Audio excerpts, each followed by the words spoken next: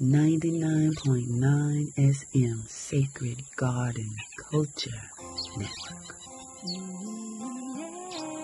Nitty Gritty 9.3. Finally I find my destiny.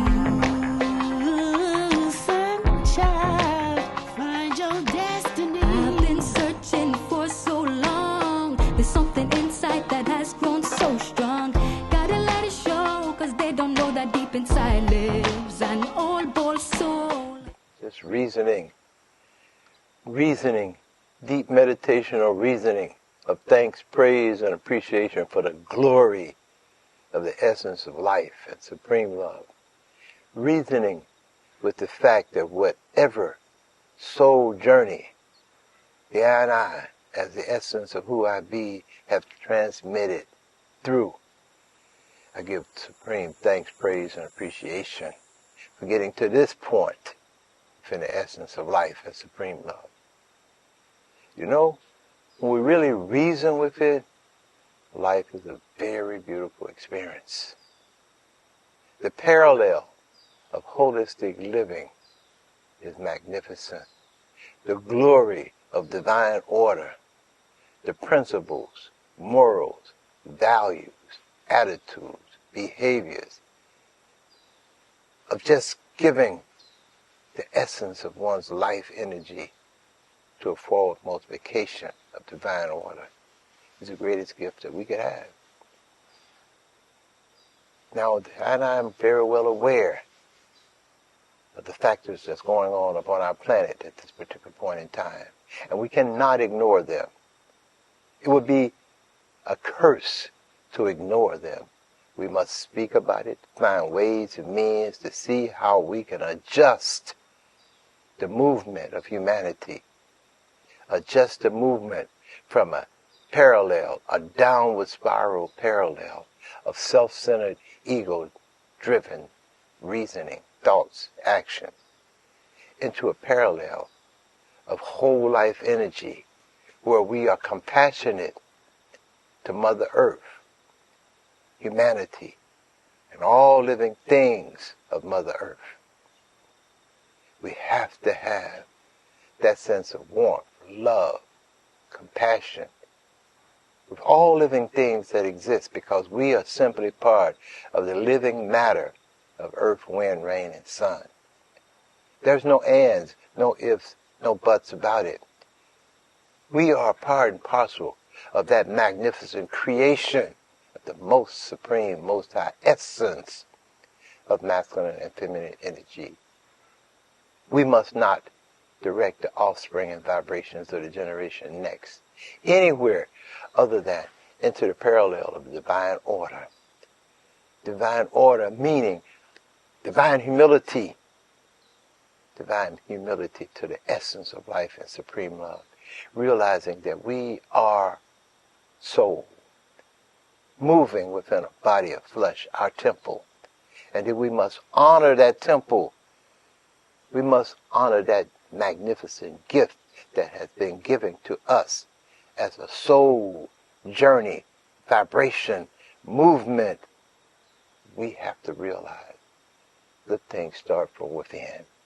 So we must give our all to the recognition of this soul journey we're upon. It's a gift.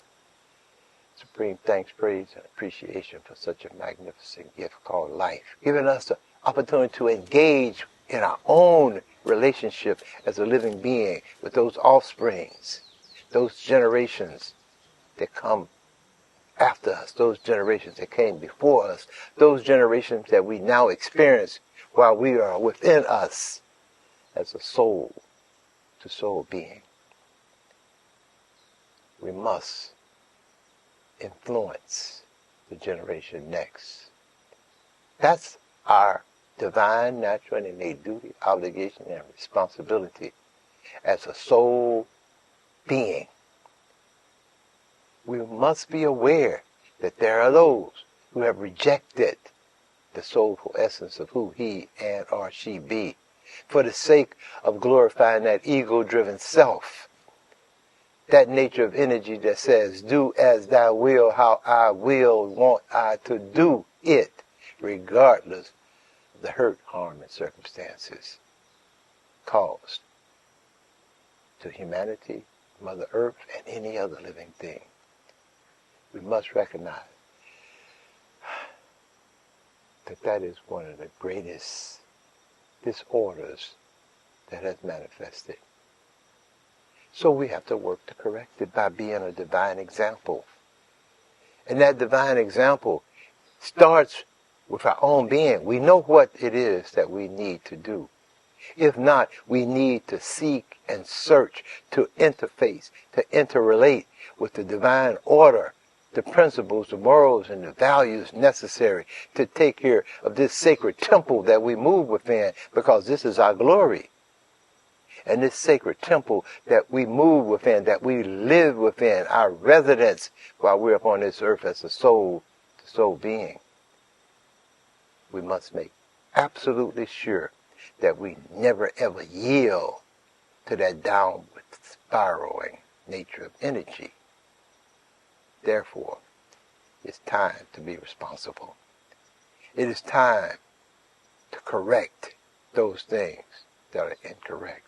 If we are fortunate enough, if we have received the blessings and the lessons, if we have the ability to get connected with the essence of life, I'm talking about that life-infusing energies of Mother Earth's trees. I'm talking about the glory of the magnificent fruits of the trees and the tree of life vibration and every living plant organ. And those vibrations that actually carry the nutrient value necessary to enhance the essence of who we be embodied. And if we do begin to comprehend the glory, the thanks, praise, and appreciation that's been given to us as a soul-to-soul being, then we know that it is indeed our divine, natural, and innate duty, obligation, responsibility to do it as an example for our own being, an example for those who we encounter, and definitely to do it as a holistic living example for those generations that offspring from us. Oftentimes, Deanna and I look at those who are parented offsprings, and they're so frustrated, so irritated, so aggravated at their own self. But, of course, you point the finger outside of self. Do not want to take the responsibility of knowing that your own discipline was broken, that you did not follow the soul guiding energy within you, but rather you followed that self-asserted will to do as one wants, regardless of the hurt, harm, the conflict, confusion, and chaos that will bring upon the body temple and the surrounding experiences that one encounter. You see, we owe a lot of love, a lot of appreciation, a lot of thanks to Mother Earth. She is, in fact, the mother of each and every one of our birth. We get mixed up because we've been taught so many fantasized dialogue about our existence. Anyone that come up with anything that sounds unfeasible become what one believe, ignoring the holistic living truth that's right before our very eyes. Holistic living truth 1. All life matter of humanity emerge out of the divine union of masculine and feminine energy, he and she. Pow! We feel an experience that is beyond our conscious reasoning, a magnetizing experience that causes life to manifest. This is the holistic living truth. Why is it so difficult to comprehend that? Because we have so many philosophers, so many teachers teaching the fantasies, delusions, and dreamland versions of life that they have up inside their own heads. And therefore, projecting it out. It's a war. It's a spiritual war.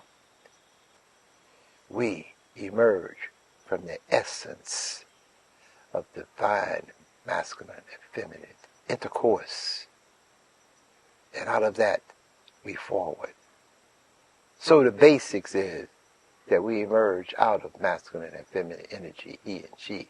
So when one hear I speak of monotheism, let's don't fantasize about our living experience. We emerge out of the supreme presence, the most supreme presence of masculine and feminine energy, combined into a divine union of oneness, two into oneness, wholeness. And there is no other experience that we can actually have the nerve to be discussing upon this earth other than to recognize the holistic living truth about who we be within a soul-to-soul relationship as man, he, and she. Now, once we comprehend that, then it becomes absolutely necessary for each and every one of us to comprehend, to overstand, to get in touch with the facts that we owe our living experience to those who came before, and we owe our living experience to those who come after, because we are simply part of a whole collective movement of energy, man, he, and she. We have an obligation to keep our earth clean. We have an obligation to be upon this cleanup campaign, mentally, physically, and spiritually. We have an obligation to those offspring and vibrations that have come off of us, if we're fortunate enough to have had that experience.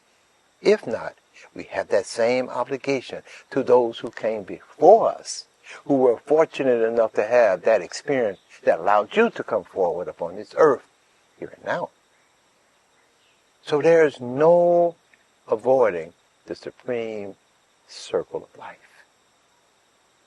And therefore, if we would only humble our being to divine order, divine social, economic, family, community order. We are a family upon this earth, a community, humanity, a living relationship with earth, wind, rain, and sun. And the glory of our being is to be able to have enough divine humility, tolerance, patience, obedience, to let this be who we be as a divine example to those who see who we be. In other words, we have to keep our own being in check, making sure that we do those things that we know serve the best interests of our own mental, physical, and spiritual evolution in life. The best interests of wholesome health and well-being. To doing those things that have advanced to us in our conscious reasoning because of our experience, our sojourn, whoever it may be.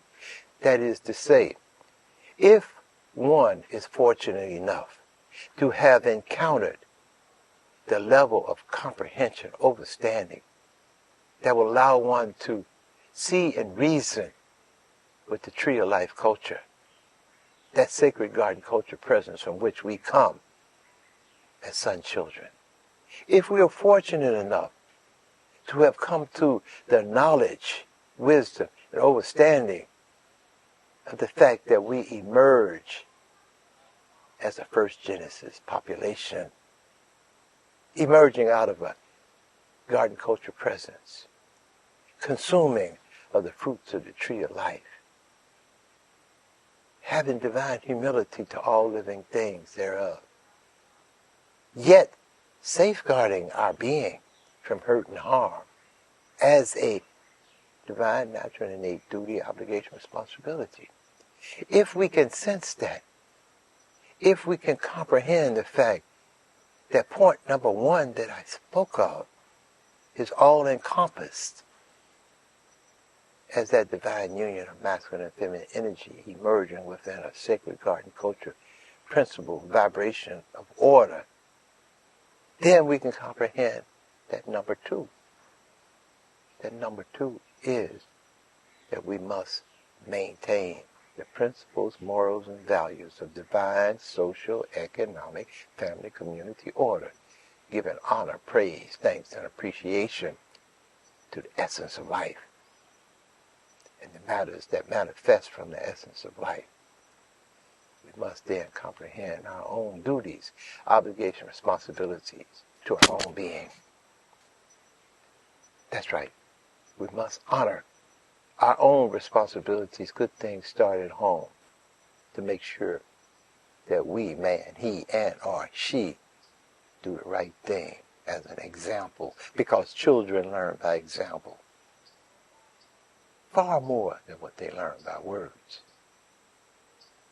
If we can comprehend that it actually takes a parenting nature of energy which can be expressed as a communal order to give a child the necessities for mental, physical, and spiritual health and well-being, then we can comprehend the fact that that necessity then requires we, be you, he or she, to be the very best that you have the capacity to be based on your experiences in your sojourn and what you have learned, and that even that is not enough, for one must continue to elevate one's mental, physical, and spiritual growth and development by seeking to know and learn and understand the greater principles of the essence of life and supreme love. And this is what we must establish as an example for the next generation. That next generation that carry the pathway, the same kind of pathway that we experience in getting to where we are right now as a soul-to-soul being. We're simply protecting the pathway of our own soul-to-soul movement as part and parcel of the essence of life. Because life is for the living. The experiences of decomposing, etc., is something that body temple will go through. We have an obligation, while we were within that body temple, as a soul-to-soul being, to give it the best maintenance and care that we have the ability to give, so that we can have the longevity to get the experiences necessary to transfer forward in our soul journey. That's right. We're talking about incarnation. We're talking about reincarnation. We're talking about transformation of soul-to-soul energy from one generation to the next generation. Once we begin to comprehend that we exist within the supreme circle of life, just as Mama Earth rotates around the sun, just like the sun and Mama Earth and other planetary systems rotate within the universe, so do we rotate within this physical embodiment that we exist in at this particular point in time as a soul, the essence of who we be, soul. If we cannot get that clear, if we as man, he, and she cannot come to divine clarity about this holistic living truth, there's no way that we can have the possibility of experiencing the essence of life and supreme love. And I give supreme thanks, praise, and appreciation for having this opportunity to transmit energy that has been transmitted into I for thousands and thousands and eons of years before the I can even imagine. And I think about those magnificent pineapples growing out there. Such a beautiful experience for the mouth. And then all the various enzyme activation that occurs that causes the body to just rejuvenate.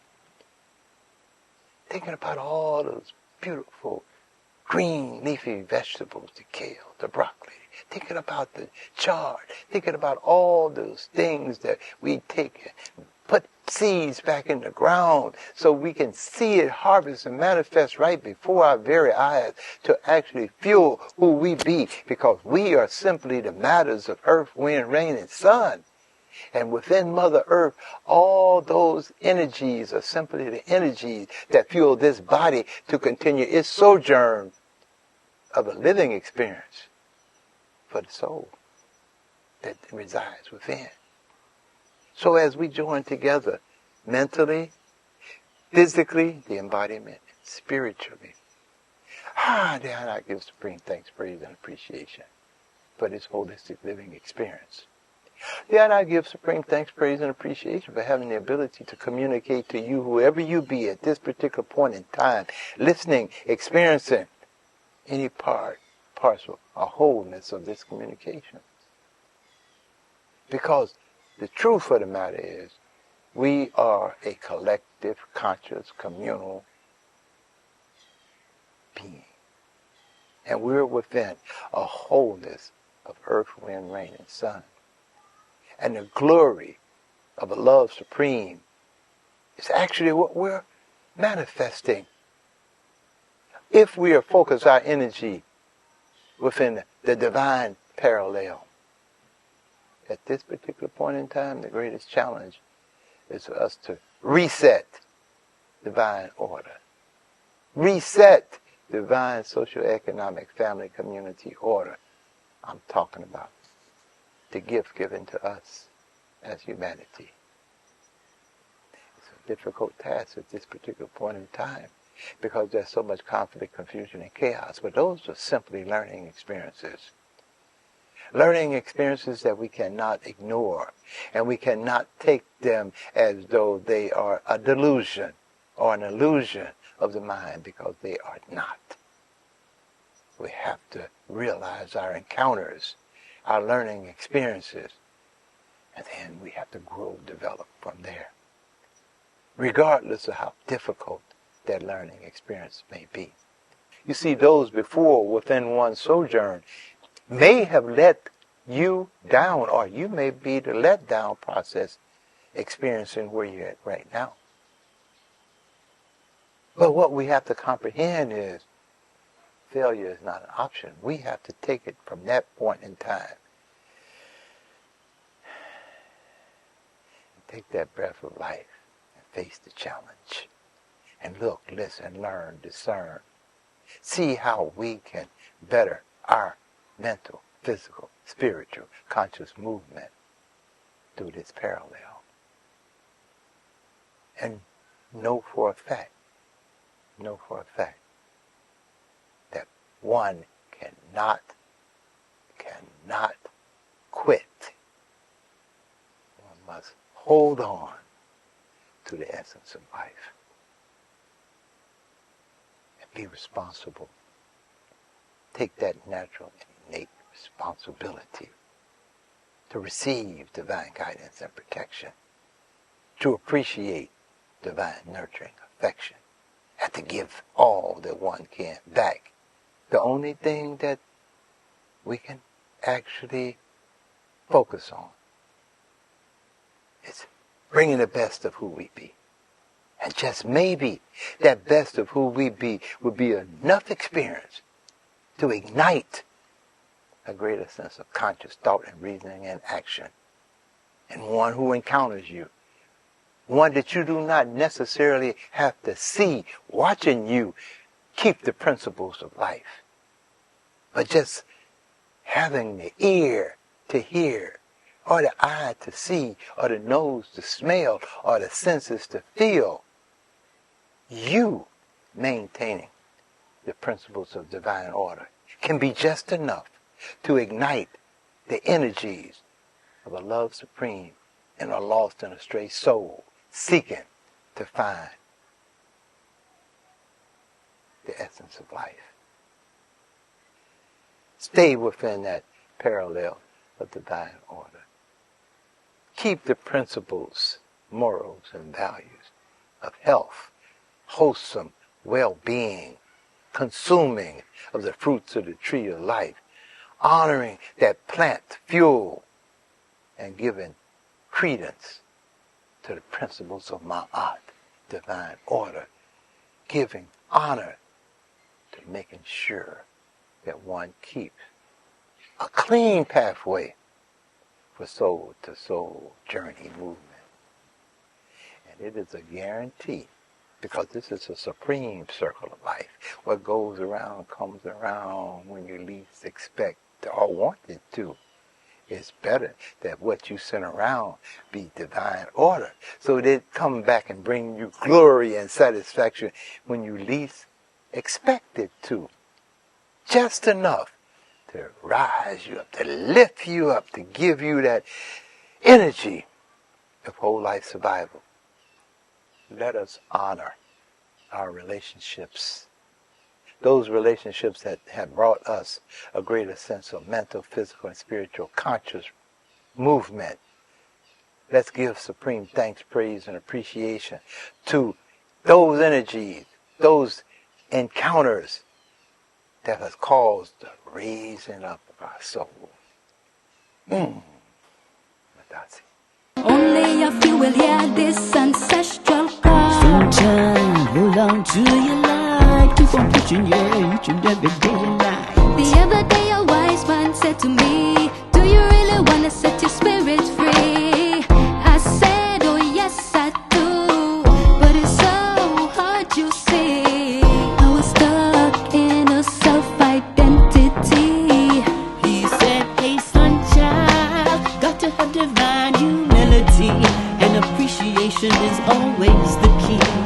Do all you can to be spiritually free. Forever, we don't back down. Never back down, never give up, never. Even when the road gets rough and the going gets tough. Oh, never give up. Reach for your strength through all of the struggles, even though sometimes you are stumble. Sunshine, hold on to your light. Hold on, sunshine. Push it, each and every day and night. Keep your head up through it all. Only a few will hear this ancestral call. Never back down, never give up.